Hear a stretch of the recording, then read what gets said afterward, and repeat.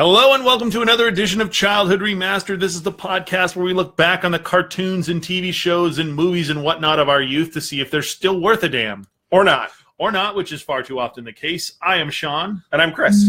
And today we're going to be doing another segment, a little mini segment, about something that we have talked about a couple times. And we're calling this segment Parental Guidance Suggested.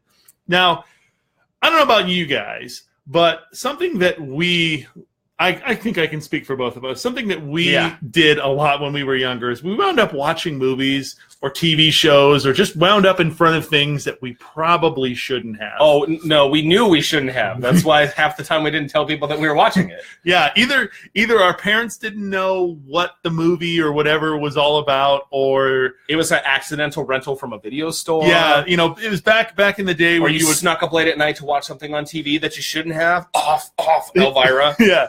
But it was something where we had video stores and you didn't have the internet, so you were basically left with what was on the back of the box.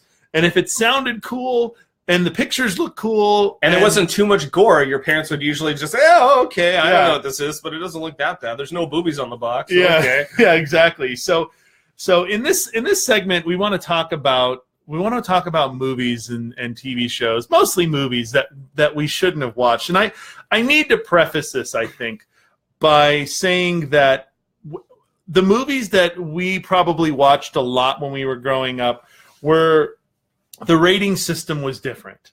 The rating system was much different pre-1984. You only had ratings that were PG, R, and I think that's it. PG, R, and X, I think. Yeah. And so you wound up with a lot of movies that had a PG rating, which by our standards today were movies that you would let your kid go to. I mean, PG doesn't have an age limit. PG and G don't really have an age limit. The first one that starts nowadays is PG-13. You're supposed to be 13 years old. And that's not even a requirement. The actual description, I think, just says parents are strongly cautioned about this movie. And then blah, blah, whatever it is. Yeah. The only one that really has an age restriction now is NC-17. Well, R sort of does. You can't buy a ticket if it's an R movie. But it didn't used to be that way. It did not used to be that way. Even if it was R, you could still go see it. It was more whether or not your parents were paying attention. Yeah, up until I was actually doing some research before this, and up until I want to say like the 40s, movies by and large started in the late 1800s with Thomas Edison. There was some recording of a prize fight that was 108 minutes long, or I think it was something like that, 108 minutes long, because prize fighting was illegal everywhere but Nevada, so they recorded it in Nevada, and it became a super popular thing. But up until about 1940, there weren't really... it was a famous boxing match. Yeah. It was an interracial boxing match. Yeah. Yeah, I know. And if you can, go look it up, because the story behind it is actually really interesting. But that's kind of another discussion. Yeah, so up until about the 1940s, there weren't really ratings on... There weren't a lot of ratings. There were some that I was doing some research on, like, there were different groups that were related to, like, Catholic organizations that there's nothing standardized. Nothing standardized until about the 1960s, the early 1960s, when you started getting, like, this is an R-rated movie. And you had standards for what those were. So in the movies that were coming out around the time that would have been on video around the time that we were young, I just wanted to run down a couple of them, because all of these movies that I'm about to mention were movies that were rated PG. Remember that. They're rated PG. Many of these movies were also scary, violent, and or mildly sexual in nature. Sometimes all three of those. Yeah, sometimes all three. So the tip of the spear here, Jaws. Jaws was rated PG. How many people die in that movie? It's fine. There's a lot of blood in the water, but it's all good. Who Framed Roger Rabbit? Now, don't talk shit about Who Framed Roger Rabbit. That's one of my favorites. Because we watched it today. Oh, you did? Yeah. Well, my kid's homesick, and we watched it today because she loves Who Framed Roger Rabbit. But it is... there's a lot of sexuality in that movie. I mean, freaking... and some violence, and... People die. Jessica Rabbit has tune sex with R.K. Maroon, the patty cake. And you know that's what they're dipping she's doing. the cartoons in dip, and yeah. Oh yeah. Pee-wee's Big Adventure. Oh, come on. Pee-wee's great. Yeah, but you can't deny that movie has some scary elements. That movie has some adult themes. I mean, the character of Pee-wee Herman is an adult character. The movie Poltergeist. PG. Rated PG. Yeah. That scene at the end that always scared the shit out of everyone when the big skull head came through. It was like, rah! PG. Oh, yeah, rated PG. The movie Grease. Grease was rated PG. A lot of sexual themes in Grease. Yeah. I know there's a lot of ladies out there that love that movie, but just the musical in general is not one of my favorites. Yeah. A movie that we covered, one of the first movies that we covered, Teenage Mutant Ninja Turtles from 1990 was rated PG. Yeah, I know. I think we talked about the fact that maybe there was maybe a little too much violence with Shredder getting crushed in a garbage machine. Yeah, and just maybe just a little higher than PG. Yeah. I don't know if you've ever seen this or read the book Watership Down. Yeah. There's that movie. If you've never seen Watership Down is a mindfuck of a movie with a lot of very violent animal deaths, and they made it into an animated movie for kids. Because why not? Yeah. Well, and they kept all the violence. The thing is about all these movies that I think is interesting is the fact that there's really no rhyme or reason what made it PG or PG-13 or R or whatever. It sometimes was just more at whim. Do you know how they actually do the rating system, right? No. Okay, so what they do is these Oh, you mean like just in general with movies? Yeah. So they just get like a amalgamated clip video of just a bunch of random stuff that people think is going to be offensive, and it's shown completely out of context. Yeah. And they're just bombarded with all of this stuff, and then they go PG-13, oh no, that's an R. And sometimes it's for just the most ridiculous reasons. Yeah. And so you'll have movies that have nudity in it, like Titanic, that's PG-13. And then you have movies like Monster Squad with full-on like chest getting impaled and all this stuff. Oh yeah, Mr. Alucard got impaled on the fence, didn't he? Yeah, and that was definitely not R because I saw it as a kid. Yeah, so, I think that one was PG-13 though. But my point is Monster Squad is far more violent than a PG-13 rating, just like Jaws shouldn't have gotten PG. So, yeah. So what are we here to do? What kind of? Well, let me run down the rest of the list because I like some of these. So, just really quick, another movie that was rated PG, Gremlins. Oh yeah. Gremlins should not be PG. One of my favorite, actually, probably my favorite movie of all time, Ghostbusters. Yeah. The movie Airplane. Yeah, PG. Rated PG. Shouldn't have been. Yeah. The Bad News Bears. There's a lot of bad shit in that movie. Yeah. Return to Oz, which I'm pretty sure anyone who saw that movie, straight nightmare fuel. Yeah, straight nightmare fuel. Massive nightmare fuel. And the last movie that I wanted to talk about was Indiana Jones and the Temple of Doom. Now I bring that one up. Kalima. Yeah, there was full on a heart pulled out of someone's body. And then the guy gets eaten by alligators at the end. Don't forget the face melting for the first Raiders. One. So the reason that I brought up Indiana Jones and the Temple of Doom is because Steven Spielberg actually influenced the creation of the PG-13 rating. He looked at the last couple movies that he did, like Jaws and the Indiana Jones movies, Temple of Doom, and he's like, maybe there should be another rating, like a middle ground, something. And he suggested like PG-14. And then the Motion Picture Association came back the next year and was like, no, PG-13. I don't know why one year was different, but you have Steven Spielberg really to thank for pushing that forward. So what we wanted to talk about today, given that whole background, is movies that we watched as kids that we absolutely should not have watched. And I think we have a couple of good ones. Yeah. So what's your first one? My first one actually is part of a story that I like telling about my mom. I don't remember how this movie came to be in our VCR, but I was at home. I was living, I was probably like, my brother and sister weren't born yet, so I want to say I was like 5. And for whatever reason, I think my mom had turned this movie on and then went to go do something else, maybe not knowing what was going on in the movie. But the movie was Major League. The movie with Charlie Sheen. Charlie Sheen. Yeah. If you've never seen it, it's about the Cleveland Indians and them trying to win a championship to save the team. It's a comedy, and it's a comedy, but it's a raunchy comedy. I don't think there's It really should have been R. Yeah. Well, no. Was it R? It should have been. It should have not been PG for sure. I don't know what the rating is. I don't think it was. I think it was rated R. Let me Well, check. it could have been, but the point is it was not meant for you as a 5-year-old. Right? No, it was not. Yeah, Major League was rated R. Came out. Okay, in well that's 1989. good because it should have been. Yeah. So the story that I like to tell about this movie is I don't even remember what part of it this was, but at a certain point, probably multiple times, a character in the movie will say "motherfucker," and 5-year-old me is like, well, what's that word I've never heard before? So I walk into the bathroom, and I remember my mom is looking in the mirror and she's drying her hair, and I tug on her shirt and I say, "Mom, Mom, Mom," and she turns it off and she says, "What?" And I say, "Mom, what's a motherfucker?" And she backhands me faster than I can blink.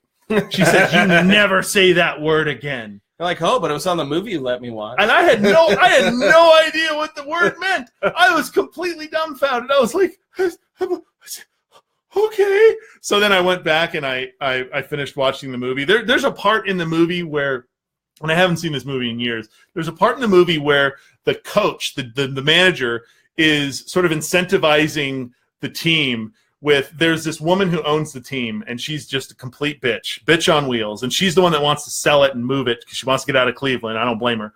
But he has this big cardboard stand-up cutout of her, and she's wearing this awful like leopard print 80s dress. And he tells them every game that they win, he's going to remove a piece, and it's all these like Velcroed on. Oh like, yeah, I remember. Yeah. And at the end, it's like the boob part. And I remember him going like, "You guys want this? You guys want this?" And they're all hooting and hollering. And he rips it off, and he's like, "Woo!" But yeah, 5-year-old me is sitting there just not knowing about all these feelings I'm having, wondering what these words are. Why are these guys so interested in this woman's breasts? What's going on here? Completely confused. I was so confused. And I'm pretty sure it messed me up for life, and that's why I'm here now. It's all. I blame Charlie Sheen. I'm sure I'm not the only one. I was going to say, I'm sure there are plenty of people that blame Charlie Sheen for their problems. So how about you? What's a movie that you did? Well, before I do that, I just wanted to mention there's a couple other things. So one of the guys from our network commented that the animated Transformers movie is PG. And that's something that would probably today actually fit into a PG-13 category. Oh, yeah, absolutely. I mean, that one's pretty crazy. And then also we have somebody on here talking about Killer Clowns from Outer Space, which I don't know if you've seen that movie. It's a definite B movie, but it is not good at all. It's actually sort of hard to sit all the way through unless you're making it a drinking game, you're watching it with other people. Rotten Tomatoes has it at 71%. I don't care what Rotten Tomatoes says. That's got to be a user score. It has to be a user score. That's rated PG-13, by the way. It's terrible. Yeah. Terrible. Somebody on here also mentioned Rocko's Modern Life, which is a show that we've covered before. Actually, the person who suggested that is the person that gave us the Hug-a-Bunch request. Yeah, thanks for that. So mine that I would want to throw out, the first one is Alien. So the first Alien film came out in 1979, which always blows my mind that it came out in 1979 because it feels so much more 1980s than 1970s. Well, maybe it's the cinematography, the sort of darker, grittier nature of the sci-fi in there, but it definitely felt more 1980s. I had wanted to see this movie, and I don't know why I wanted to see it so bad, but I was maybe about 9 or 10 years old, maybe about 10 years old, and my little brother's 2 years younger than I, so he's about 8 years old, and we had been hounding my mom just over and over and over again, wanting to see Alien. My dad was like, "No, they're not going to see Alien. It's inappropriate." And we were like, "No, we really want to see it." And my mom's like, it's more scary than anything else. It's probably okay, but, we're going to have to do it on a night, like on a Friday, so that you have time to deal with it over the weekend. Mm-hmm. And so there's this local video store rental place that we went to that we would always go and rent our movies from. And if you rented a movie on Saturday, it was free through Sunday because they were closed on Sunday. Mm-hmm. So you'd rent a couple movies on Friday, and you keep them for the weekend, you get an extra day. So we rented Alien, and I remember sitting down to watch it, and you know, the artwork and the art style of the Alien films is very distinct, you know? And I remember this sort of eerie feeling and thinking, like, okay, this is kind of weird, but it's not that bad. And then the chest bursting scene happens completely out of nowhere for me, because it happens while they're sitting there eating breakfast, remember? Yeah. So, like, they're just eating, and then his chest explodes and an alien pops out, and my brother and I were floored. I mean, that was like a life-changing moment for us. Yeah, that was your coming of age? That was our coming of age. We were not supposed to have seen that, I don't think. But, in fact, I believe my mom had intended to fast forward through that part or tell us to close our eyes, but it didn't happen. Oh, that never works. You always end up doing that thing where you're sort of looking through your eyes. You're like, no, I can see it. And you still see it? Yeah, I can so we saw this movie, and then you watch the whole rest of it, and it's spooky and eerie and creepy, and it really is more about the chase and not the monster, which is genius for a horror film. I'm not a massive horror fan in general, but movies like this where you don't see the monster until the end, they leave you guessing, you never exactly know who's going to make it and who's not. Yeah, that's always really cool, and it was very much like in that informative, like, sort of genre. But my brother was terrified for weeks afterwards. Traumatized. Oh yeah, and so, you know, you'd pretend you have a chest burster and all this stuff, like with your hand. You're doing like, and then freak him out. Oh yeah. Yeah. So that was one of my movies that I had that I shouldn't have seen. Do you have any others? I do. The other one that I wanted to talk about was not so much a movie as it was like a showcase TV show, and I think yours is kind of like that too. That if you had cable in the early 90s, and I know I talk about how I didn't have cable, but at a certain point we did get cable, and the USA Network, which I don't think is around anymore, but the USA Network had a TV show called Up All Night. It was USA's Up All Night. Yeah. And when I first started watching it, there were two hosts. It was Rhonda Shear and Gilbert Gottfried, the comedian. And he's really funny. He is.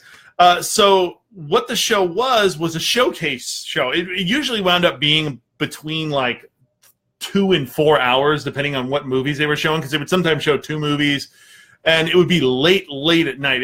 I want to say it would start at like 10 and be over at like 2 in the morning, and they would show these like B movies, and I want to call them like skin flicks almost, because they were those kind of B movies that were like hyper violent and hypersexual, and it'd always be 2 people in their underwear dry humping, and that was supposed to represent sex. Yeah. I remember this. No, so some of the shows that they had on there was the movie Critters.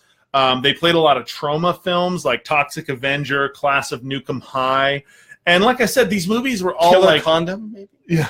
No, I actually found a list of movies that were a complete list of movies, and there's a ton, and they're all in alphabetical. I'm not going to do them, but they're movies like Bikini Car Wash, Bikini Goddess, Buford's Beach Bunnies, Caveman, Chopping Mall. They're like these horror movies that are that probably should have never been made. No, they shouldn't have been. But I would sit up and I'd watch these, and I'd be just entranced by them. I'm sure part of it was like, prepubescent libido that was burgeoning, and I was just like, I didn't know what to do with the energy. I was just like, I like watching these movies. And you're just kind of blown away by this thing you shouldn't have been watching. Yeah, you just that watching. Reminds me of Elvira. Yeah. Which, here in Southern California, Elvira started on I think it was like local access. Yeah, really, in 1981, and you get like Texas Chainsaw Massacre, and you get a bunch of these like sort of B horror films, and some of them are actually really scary. They do a really good job with such a small budget, and I think, to be fair, most of the people watching Elvira, Mistress of the Night in the early 1980s was not for the horror. They're watching for one reason. Yes. Well, I mean two reasons. Yeah. And which she is 66 years old and still looks like that. Which, her and Linda Carter are both 66, and they are good for them. If only we had genes like that. So that would definitely be one that was like that for me. But my second pick is actually the movie that we've had requests for, and I think we may do either this year or at some point, and that's the movie Monster Squad. Yeah. And Monster Squad is... Wolfman's got nards? That's what it's about, didn't you know? Kick Wolfman in the nards. So the movie Monster Squad, I think we mentioned it back when we were covering Monster Force. And... one of our listeners said that he grew up loving loving Elvira's 2 Reasons. Yeah. Yeah, Sean, no, we agree with you. And also good call out there for Rock and Rule, because that is, how many times have we mentioned that now? Too many. But also, if you watch it at all or watch part of it, it definitely shouldn't have been PG. No.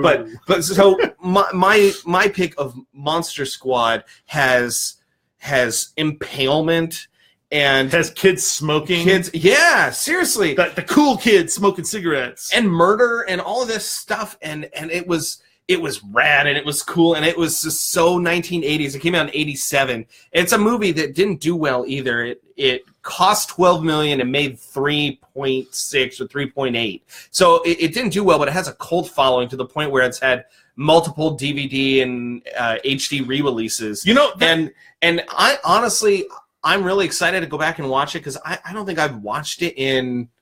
I don't even know the last time I watched it. It's been years. I have every once in a while kind of getting into a groove, and I'm like, yeah, Monster Squad. I'll go look up like a short video on YouTube.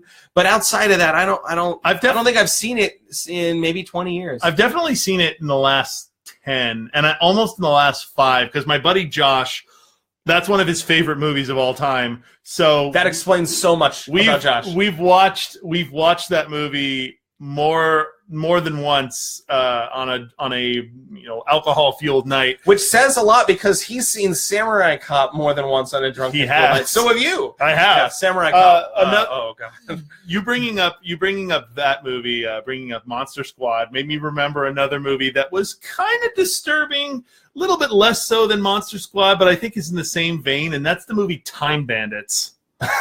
God. Yeah, also maybe like not for the children. Maybe not appropriate. It's rated PG. It came out in 1981.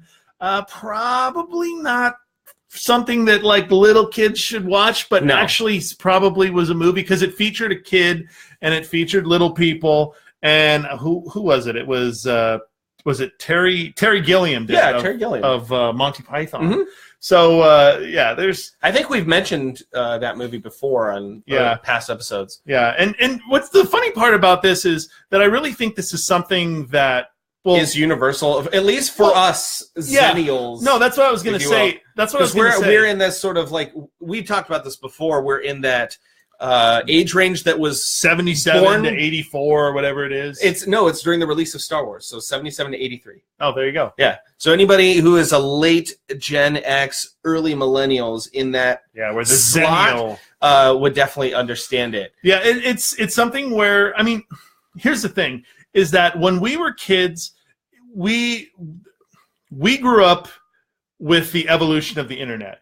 And that's what sort of defines that like middle ground Zennial thing is you sort of came. You remember analog, but you also came of age during the internet, during its burgeoning. So you have a situation where there's a circumstance where your parents might not know. I mean, there were so many movies, so many little studios, B movie, C movie, D movie studios that were pumping out these movies. Especially at the neighborhood VHS store. It's not like a Blockbuster where it's cordoned off, but you go to that neighborhood place and it's all just like in random ass shelves in alphabetical order. You literally just have the back of the box to read like a quick paragraph. Sometimes they lost the box. Yeah. So it was just like name of the movie and then the price. And you don't really get, I want to say, and maybe you would know better, but I feel like you don't get that sort of freedom anymore to sort of discover crazy shit or things that you're not supposed to see, because everything is so controlled. The word? It's controlled and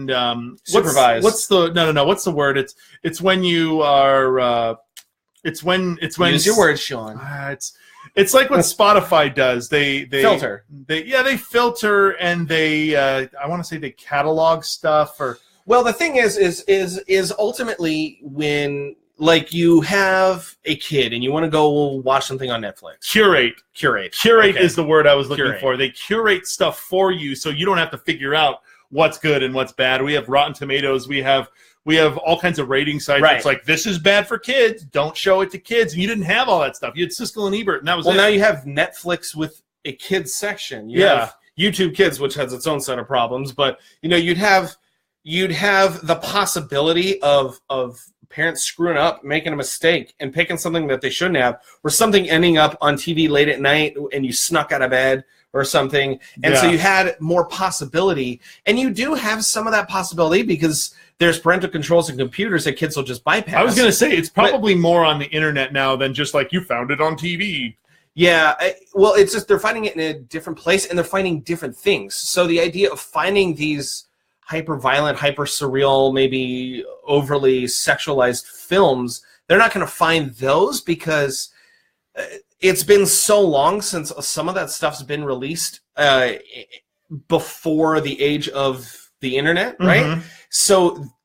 So all that stuff that happened in, say, pre-95, okay, it's been so far removed that you're not really going to find much of it sort of out in the ether anymore, right? Yeah.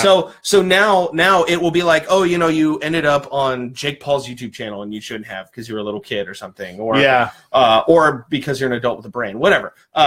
So you end up in places that you shouldn't have ended up in, but the likelihood of that being a experience of a narrative that you shouldn't have experienced is probably not going to happen. Yeah. So I just don't see that being very likely anymore. I mean, with my kid at home, she knows how to navigate Netflix and Hulu and all this. I know stuff, kids that are 2. That my buddy Josh, his daughter is, I want to say 2 or 1.5 or 2, and she full on grabs the phone and she's like, dude. She does. I don't know if she is caught, like, if she knows exactly what she's doing, but she knows how to get where she wants to go, to get to that YouTube thing, so she can just click on something. Click. Yeah, that happens. And I've seen plenty of kids who, it's just like... accidentally end up on something that they shouldn't. Or that definitely happens. Or you see kids, like, they have so much more access now than we did. Like, for us, when we were growing up, if we wanted to see something naughty, you had to go back behind those saloon doors, behind that beaded curtain. Or you try to get onto the Scramble channel and watch it wavy. Oh, yeah, the Spice channel. But now kids have freaking phones that they can use because the parents, I mean, I don't know how, like, if you hand a kid your phone and he takes it into the other room, you're probably not going to have parental controls on your own phone. So they can just pull up, whatever.com and go see whatever they want to see. And I know that porn is way more prevalent with, like, young kids today than it probably was. That's a whole other set of issues. That's a whole other conversation. But we had to work for our porn. Well, we had to steal those magazines. And the other thing is it's a method of trolling with YouTube is people will say, take a Justin Bieber concert or Selena Gomez or SpongeBob SquarePants, put the whole video up on YouTube, but about 8 minutes into the video, splice in hardcore pornography and bookend both ends and make the thumbnail still SpongeBob. So the click on SpongeBob, watch SpongeBob, goes into hardcore porn, and then it will go right back out of it. So a whole bunch of Tyler Durdens out there. So a lot of people doing messed up stuff that they shouldn't. Yeah. That's Fight Club-ish. Yeah. But in some ways, I feel like they're still not getting a narrative as part of that. No, you know what I mean? It's like okay, naughty bits or violence, but it's not like a narrative where they get to absorb a story. Like the idea of like a 5-year-old accidentally getting a hold of the movie Monster Squad, it's just not going to happen. No. You know what I mean? Yeah. So I just don't see that happening, which is in some ways sort of a shame. I feel like some of that for us was a rite of passage. Yeah, I was going to say it's like a coming of age thing where you see like your first R-rated movie and you're like, oh my God, like I can't believe I'm watching that. Yeah, I can't believe I'm watching this. Like, I remember watching horror movies when I was in like 8th grade. I'm like 13, 14 years old, and I'm watching these R-rated horror movies that friends' parents had rented for us, and I'm just like, I can't believe I'm watching this. Like, it's so exciting. But by the time I think my first R was a James Bond. Were there any R-rated James Bond? I think the early ones were. They wouldn't be R now, I don't think. Yeah, but ultimately.